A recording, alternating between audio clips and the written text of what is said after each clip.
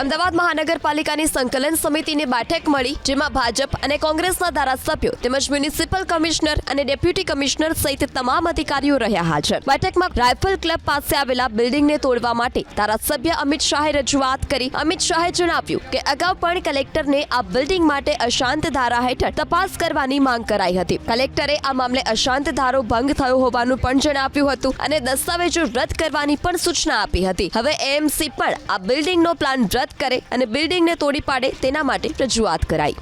અશાંત ધારાની વાત કરી તો કલેક્ટરની સાથે અમે મેં અને કૌશિકભાઈ જૈન અમારા દરિયાપુરના ધારાસભ્યશ્રીએ કલેક્ટરમાં રજૂઆત કરતા કલેક્ટરશ્રીએ રાઇફલ ક્લબ પાસેના એક બાગબાન સ્કીમના અશાંત ધારા હેઠળ એમના દસ્તાવેજો બરાબર નથી એમ કરીને એને કેન્સલ કરી દીધા છે.